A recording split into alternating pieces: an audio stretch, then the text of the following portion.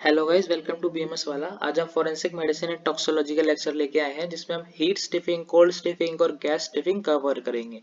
जैसे कि हमने पढ़ा था कि बॉडी में मरने के बाद कुछ ऐसे चेंजेस होते हैं जिसकी वजह से राइगर मोटिस प्रमोट होते हैं। वो चेंजेस हीट स्टिफिंग ये सब होता है। तो हीट स्टिफिंग में स्टिफनिंग में हम सबसे पहले क्या पढ़ेंगे, if the body subjected to exposure of more than 65 degree Celsius. अगर बॉडी के जो टेम्परेचर 65 डिग्री सेल्सियस से ज्यादा उसे हम देते हैं तो रिजिडिटी इज प्रोड्यूस। तो क्या होता है, रिजिडिटी प्रोड्यूस होती है। एग्जांपल, जैसे हम चिकन है, चिकन को हम फ्राई करते हैं, ज्यादा टेम्परेचर फ्राई करते हैं तो चिकन जो होता है फ्राई होने का रिजिड हो जाता है उसका outer layer, which is much more marked than found in rigor mortis. तो राइगर मोटिस भी उसी की तरह होता है जब बॉडी का जो टेम्परेचर है 65 डिग्री ज्यादा से दिया जाता है। There will be coagulation of the muscle protein in the which flexors are affected more। इसका मैकेनिज्म क्या है, जो मसल प्रोटीन रहता है वो कोगुलेट हो जाता है, इकट्ठा हो जाता है, जो कब से ज्यादा कहाँ इफेक्ट करता है, हमारी फ्लेक्सर्स पे इफेक्ट करता है, giving rise to pugilistic attitude of the body. The muscle are contracted, desiccated और even carbonised on the surface. जो कि एक पजिलिस्टिव एटीट्यूड देता है बॉडी को। The muscle are contracted, muscle contract रह जाती है, डेसिकेटेड रह जाती है और कार्बोनाइज्ड भी रह सकती है सरफेस से राइगर मोटिस में जब हीट स्टिफनिंग होती है। तो a zone of brown pinkish cooked meet is seen. एक तरह से ब्राउन पिंकिश कुक्ड मीट हमें नजर आता है हीट स्टिफनिंग में। Under this overlying normal and red muscle, red muscle के अंदर।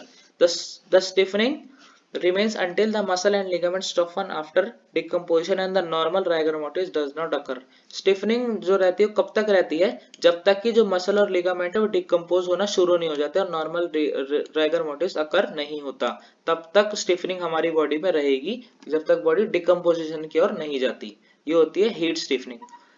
कोल्ड स्टिफनिंग क्या होती है, there is a scene when a body is exposed to freezing temperature and for a reasonable period and the tissue become frozen and stiff stimulating rigor.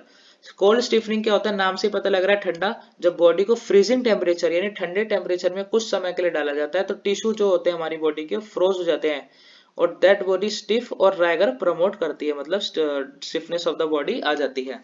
It is due to the freezing of body fluid, particularly at tissue level and in synovial sacs of the joint। ये किस कारण से होती है, उसके क्या क्या cause हैं।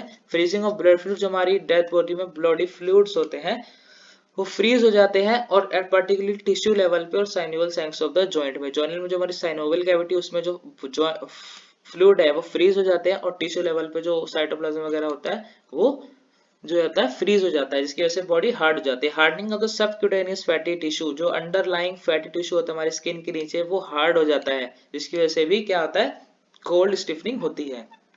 और गैस स्टिफनिंग क्या होती है, it occur during putrefaction due to accumulation of gases in the tissues. ये कब अकर होती है, प्यूट्रिफैक्शन के टाइम अकर होती है। प्यूट्रिफैक्शन होता है डिकम्पोजिशन ऑफ द बॉडी, किसकी वजह से होती है, due to accumulation of gases in the tissue. जो टिश्यूज में गैसेस होती है वो इकट्ठी होने लग जाती है, विच कॉजेस फॉल्स रिजिडिटी। ये फॉल्स रिजिडिटी होती है, मतलब पूरी प्रॉपर रिजिडिटी हम इसे नहीं कर सकते, और result in stiff limbs, limb stiff हो जाते हैं, और very obvious from the discoloration, swelling and foul smell. और क्या क्या करती है, डिस्कलरेशन करती है बॉडी की, स्वेलिंग्स हो जाती है बॉडी को, क्योंकि गैस भर जाएगी इस एरिया में तो बॉडी इन्फ्लेमेटेड नजर आएगी, और फाउल स्मेल क्रिएट करती है गैस स्टिफनिंग। अगला इसमें एक पॉइंट बताया जाता है, secondary relaxation of the muscle. Secondary relaxation of the muscle क्या होती है, after some time of stay rigor mortis passes away then the body become relaxed. मरने के कुछ समय बाद जब राइगर मोटिस आती है तो राइगर मोटिस के भी जब चले जाने के बाद जब बॉडी रिलैक्स और फ्लैसिड हो जाती है दूसरी बार, तो उसे हम कहते हैं सेकेंडरी रिलैक्सेशन और secondary flaccidity of the muscle. मतलब दूसरी बार बॉडी का रिलैक्स होना सेकेंडरी रिलैक्सेशन कहलाता है। It occur the onset of decomposition और प्यूट्रिफिकेशन ऑफ द बॉडी। ये कब अकर होती है, जब डिकम्पोजिशन शुरू हो जाती है बॉडी की, तब ये हो जाती है। During this phase other sign of putrefaction will be there.